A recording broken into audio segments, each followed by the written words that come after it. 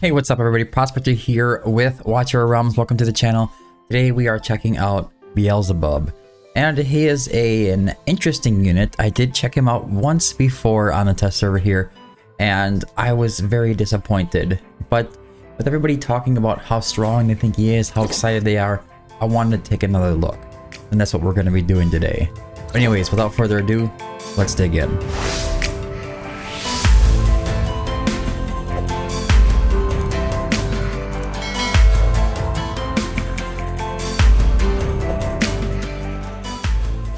Alright, so I will quickly go over his kit. He is a cultist hero, which means he's going to have slows and have increased damage with enemies with Morgan and Demi when they are putting up their slows, essentially depending on their lord abilities here. And then he is also an inspiration unit, so it says ally buff and he does a summon. He also buffs some of his teammates' summons as well, so it could be kind of interesting using him for something along those lines. And I think that's partially what he's really meant to be. I'm not really sure what everybody's ideas are with him. I'm definitely, if you're watching this and you have an idea, go ahead and throw it down in the comments section right now, and I'll try to test him out as soon as possible. If something cool kind of comes up, I'll make another video possibly. Anyways, as far as he looks, he's very cool looking. He is, I don't know, some kind of horned skeletal creature with 4 arms. He's holding skeleton in the middle here. Looks like he has a spell book of some kind. Wings. Is that those wings? Well, they kind of look like wings. I guess they're not wings. It's just like a cape and his hair or whatever.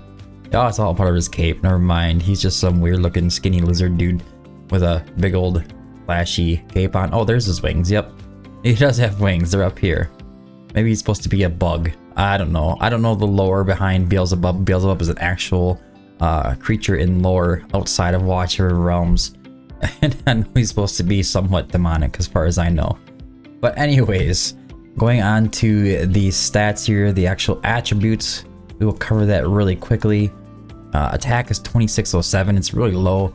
He is an inspiration unit, and this really sucks that his attack is so low. His HP is at 9284, which is also pretty decently low. Defense is 597. This is also very low. Magic resistance is 2820. This is average. Cost is 10. This is actually very good. Having his cost as slow can be beneficial for a lot of things. Block is 1. It doesn't really matter. Deployment time is 60. Attack interval is 2, so you can actually get him going pretty quickly. Attack speed is base at 100. Crit rate 0. Crit damage 150. And the effect and rage are both at 0, and then rage regen autos at 14, which is on the higher end. We have basic attack at 10, and bonus attack is 6. So, I mean, at first glance, looking at his stats, you're not really seeing much of a damage dealer here. I do have him up here at 13.9k roughly attack. This is actually pretty low, even from a guild boss standard. So as far as the kind of damage he's going to be putting out, it's not going to be a lot. You're going to be bringing him along mostly for his buffs to his allies. He will put some damage out, but it's not going to be a ton. Right, to his skills, damage dealt by the hero and putrid flies inflicts slow on the targets. Putrid flies is inherit 100% of the hero's attributes, roam within the hero's basic attack range, and deal 100% damage to 5 enemies with basic attack. So he does have some AoE capability in there, but it's not crazy. He's not going to be doing a ton of damage like I said. But onto the basic attack here. AoE magic attack deals 100% AoE damage to 5 enemy targets, restores 12 extra rage for every 5 basic attacks launched. So every attack he launches, he's going to be getting more rage back to try to keep his ult going as often as possible. That's basically what is happening here. And then we also have Plague of Ruin. During the ultimate, the hero and the putrid flies release Plague of Ruin 1 time every 3 seconds, dealing 150% AoE magic damage to up to 10 targets and inflicting vulnerability to magic damage on them. Now at Awakening level 1, this does go up to 20%, otherwise it sits down at 10%, which it's not bad, but it's not crazy. Let's see, Darkness Rising is the next passive. During the ultimate, applies a 50% inspiration to allies in the hero's skill range, reduces the attack interval of allied summons adjacent to the putrid flies by 30%. Now, Essentially, what this is talking about is any hero that has a summon out that is within these putrid flies is going to get a reduced attack interval. It means they're going to attack a lot faster when the putrid flies are around them. Now, Sun Wukong is a good option for this, but if you want to go and check for more, I believe we have a summon option here in the hero list, and you can see all the heroes that can summon. So we do have Xeris in there, so maybe you wanted to take your Beelzebub and pair him with Xeris in AoE Arena or something along those lines. Nora is not going to be able to buff her. I'm not actually certain if it can buff Labor though, and it's going to be really hard to be able to tell. I'm not really sure how you'd be able to tell. Sun Wukong, who is putting out 3 summons typically, and these Sage's clones here are going to be doing a lot for him, and having this buff to them with their increased attack interval is going to be amazing. It's quite a difference in Sun Wukong. We do have what's her face Beatrix here. Not very impressive. I suppose if you paired a whole cultist team together, you could be running Xeris, you could be running Beatrix, you could be running Miss Korea here. You could be, you know what I mean? You could be running a full nice cultist team, I suppose. If you chose to do so, it'd be a little weird. But we do have Cade as well. I'm not super impressed with Cade, but he's definitely something you could be using for. I think he does a really good job at like one-shotting stuff, taking out single target enemies with his summons. So it could help him out as well. We do have Navras as well, which he's doing decent damage, but he's not going to be doing anything too crazy. But Beelzebub could definitely help him do some more damage as he's at it, because his summons are going to have increased attack speed, but they kind of just go out there and blow themselves up. So I'm not really sure if it's going to increase his damage all that much. But I think Sun Wukong is going to be a big one. Xeris is going to be a big one. Besides that, I'm not seeing anything too crazy going on here. Cyrus's little summons that he does, those little skeletons, they're not really doing any damage that they need to attack faster with or anything along those lines. So it looks like we're kind of stuck working with Sun Wukong, which means you could run him in Guild Boss. But here is the problem. As we just looked over his stats, they are horrible. Like, getting his HP and stuff high enough to be able to survive in APOC 2 could be very difficult. You could use him in APOC 1, I suppose. There is options to use him in APOC 2 as well. You just might have to build a little bit more HP in him. I'm telling you right now, getting this 13.8k has taken amazing gear. We have attack bonus with flat attack on the bottom as substats pretty much throughout the whole set of gear, and he's sitting at, this is actually a nice roll here to 24%. He's sitting at 13.885. so if you start pulling those flat attacks off of there, you're probably going to lose roughly 1500 attack, maybe even a little bit more, to be honest with you. We start focusing on HP. And then we have to keep in mind as well that his inspiration here is going to apply a 50% inspiration. This is way lower than Dolores's as it is. Then we have Dolores here. She's going to be coming in with a similar attack range. Actually, she's just an epic, so it's making a huge difference in investment as far as you go. And she also has her new exclusive here, which is going to be 100% rage regen, which means her ult time is going to be up very, very consistently. Beelzebub's is up pretty consistently as well, don't get me wrong. But with the fact that she also has herself a golden scarab as an option for an artifact, his is pretty decent as well. But this comes with some rage regen, and then her inspiration buff is much higher. I think we're looking at 60%, 70%, something along those lines. She's going to be coming around a lot more often, but she's not bringing the increased attack speed or the summons.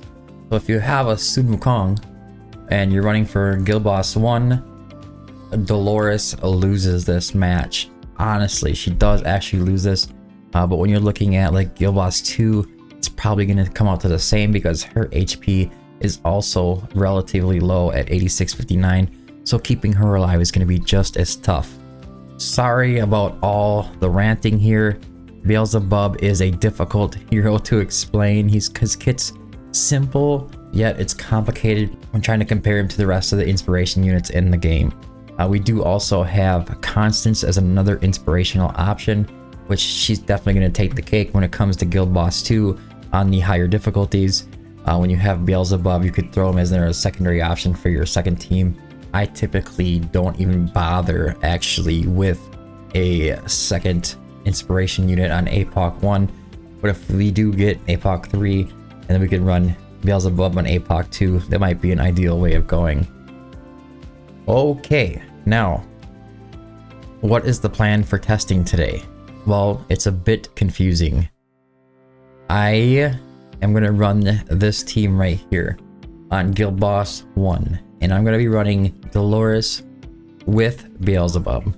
The other option is that I could just take out Dolores and put Silas right in there and put Silas where Dolores would normally be sitting. Because the way Beelzebub's range is, he's going to have to take where Hex is usually sitting down on the bottom there.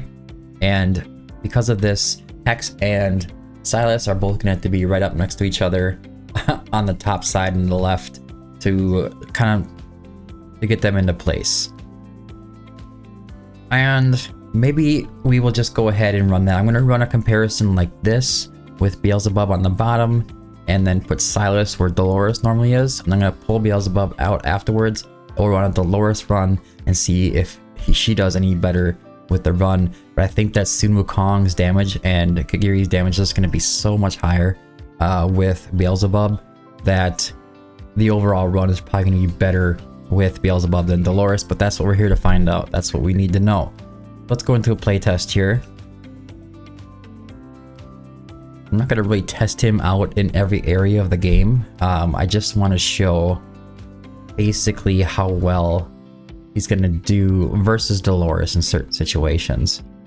Alright, so I'm going to show you the placements and then we'll go into a time lapse and I'll come back with the results afterwards. And we have to keep in mind that Beelzebub can also give damage. So he's doing some damage. I wouldn't say it's crazy though. Honestly, Torador is probably going to beat him out. Volka's gonna beat him out. It's kind of hard to say that he's gonna be doing some crazy kind of damage. But anyways, we are gonna put him down here, and I do want to give him, I think, Invig. Yes, let's go ahead and give him Invig because he does not have an Invig set on. We'll put Hex right here to keep him further away. We're gonna go ahead and give him Invig as well. I want to get Sun Wukong out there, get Invig from Torador on him, and then we want to get Kagiri right up here.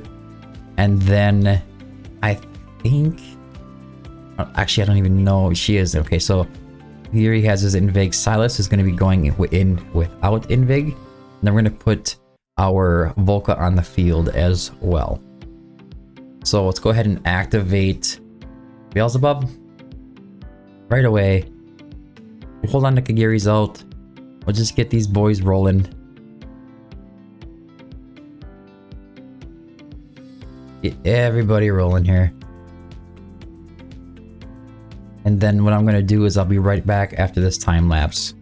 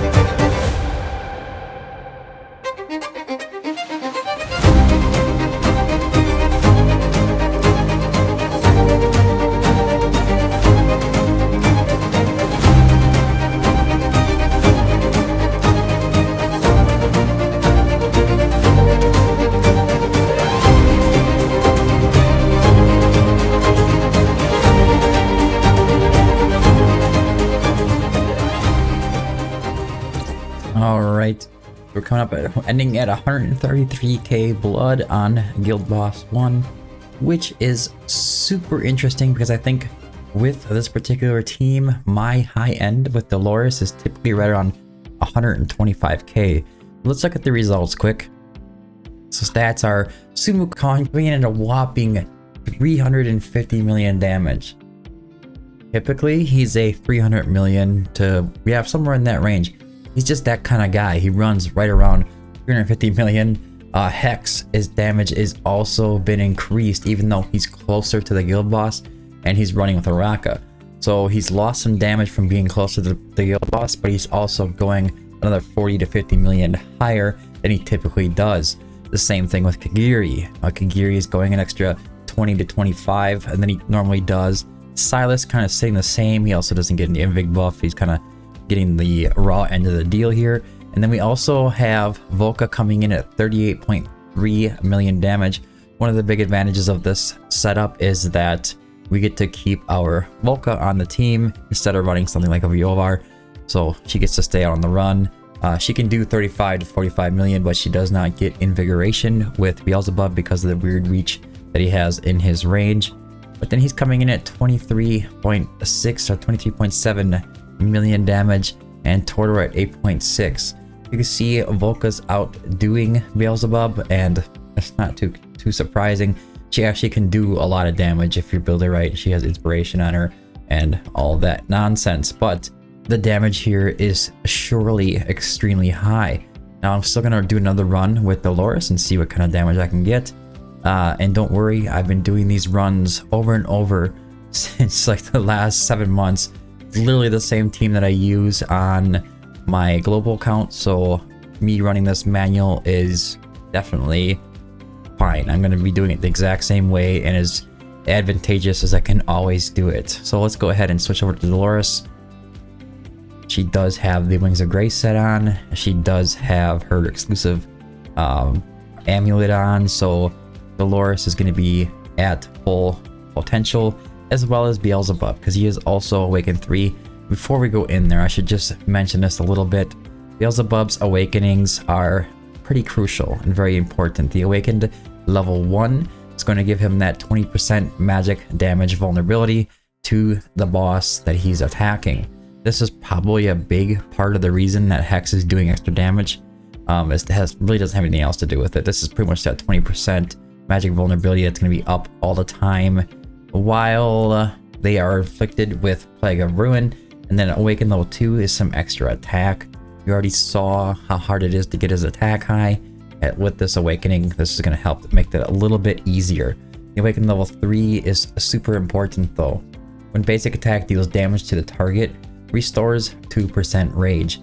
Now we already know that Dolores comes back with 50% of her rage, pretty much, well, 45 to 50% of her rage, and Beelzebub's going to be sitting right around 35-ish rage when he comes out of the ult. So with this Awaken 3, he can be more viable, comparable to Dolores. If you don't have the Awaken 3, he's not. Beelzebub's not going to compete. You're not going to be able to keep that ult going fast enough where it's going to really matter. Alright, Awaken level 4 is cost -2. He's already only 10, so that's going to be 8. Awaken level 5 is if the target receives 2 instances of Plague of Ruin within 3 seconds, they will take additional instances of true damage equal to 100% of the hero's attack. Who cares? I don't know why that says Awaken level 5, honestly. Maybe it's a little bit of an advantage, but it's not going to be anything too crazy.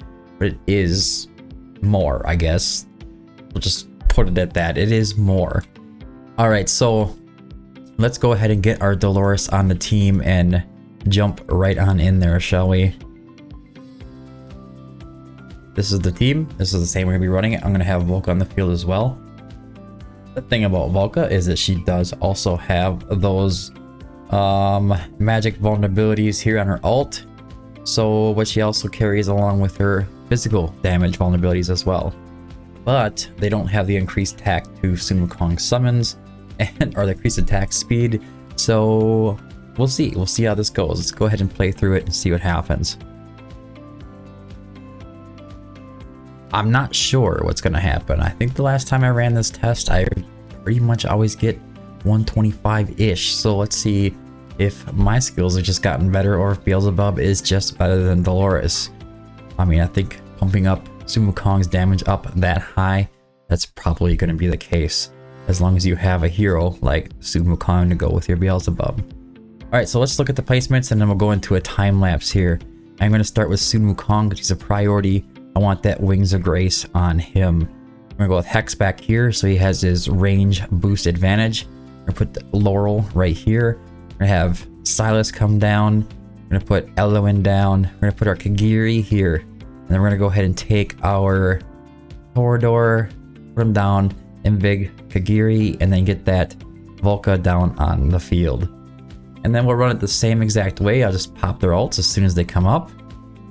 Just like I did before. Kagiri's wasn't quite there, but it's okay. Might actually be preferred. We'll see. Because I think he should be able to get the Invig inspiration from Dolores this time around. And alright, I will see you after this run with the results.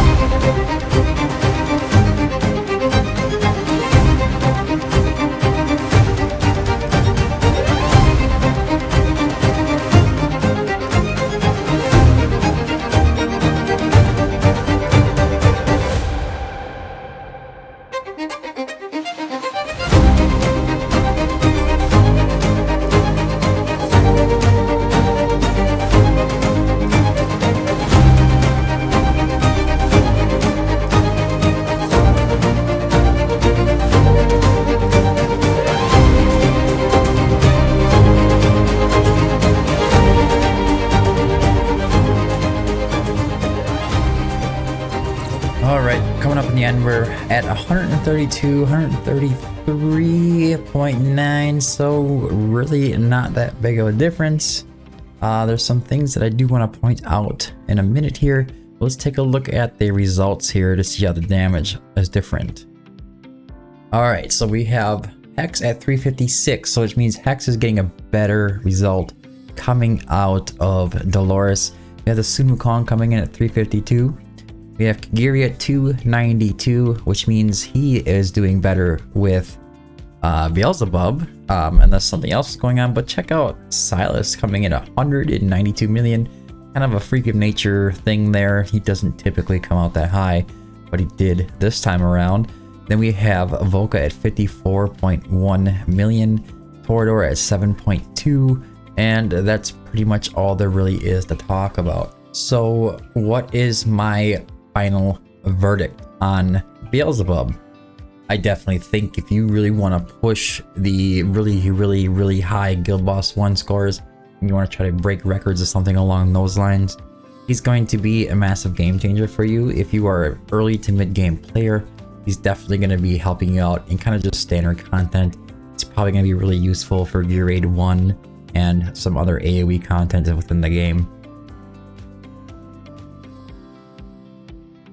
But as outside of that, just pushing really high leaderboards, I think he's really close to being about the same as running your Dolores on Guild Boss 1. He's probably going to be better than Dolores on Guild Boss 2, because if you're running with Sun Wukong, but typically Constance is the go-to already there, and you're going to bring your best units, and he's not going to have a place with Sun Wukong in Guild Boss 2. He's not going to really help out the clones with doing more attacks. My final verdict is that if you have yourself constants, forget about Dolores already. I already think that Dolores is a better overall unit, and that comes down because she is an epic. You can awaken her all the way to awaken 5. She's good to go. She's gonna have her ult up more often. She's gonna have a higher attack. She has an exclusive amulet that's making sure that rage regen happens 100% of the time. She's a lot cheaper to get, and that's really what it boils down to. We need to get Beelzebub to awaken level 3 for him to start competing with Dolores, and I see that as a major problem. He needs a higher inspiration, I think, for me to be really excited about the hero. Sitting in there at 50%, 20 million damage is stupid. It barely matters. You know, we're looking at 2k blood at most. I'm not really built up on the hero, but it is a good hero, if that makes sense. If you don't have yourself a Constance, I definitely think you should be going to get yourself a Beelzebub. He's gonna definitely be your next best option for Guild Boss 2. It is a legendary. Stats are a little higher, a little easier to keep alive. The thing is that these awakenings are really hard to come by, and you have to keep in mind as well that this guy is rocking his maxed out exclusive artifact, Carrion's Call, which increases attack by 30%. Beelzebub guarantees a crit hit on enemies damaged by putrid flies within 5 seconds and deals 30% increased damage. With this thing maxed out, him running a Soulborn Arcana set, that's really strong for him at 13.8k attack and 285% crit damage, putting out 22 mil on Guild Boss 1, being out on the field the whole time. I just don't see it, man. I'm not so excited. He's awakened level 3 before you get excited. But anyways, this isn't really my full judgment of Beelzebub. This is just my testing for him, and I will release a should you summon video later on talking about whether or not you should go for Beelzebub or not, which is going to be most likely a yes, because he is a decent hero and I think that we should try to get him. But anyways, I hope you found this video helpful. If you did, don't forget to like and subscribe. Make sure you join the Discord. We have hero guides, stage guides, price guides, takeovers, tier lists, you name it. It's all right there on the Discord, and we're approaching 1,000 members strong, and many of them are players just like you, just trying to learn the game and communicate with other players and have a friendly community to go to. I hope you found this guide very telling. I wasn't really excited about testing Beelzebub again, but I did do it, and I do see the potential now a little bit better, but I'm still not a crazy fan. But anyways, guys, thanks for tuning in. Until next time, keep digging.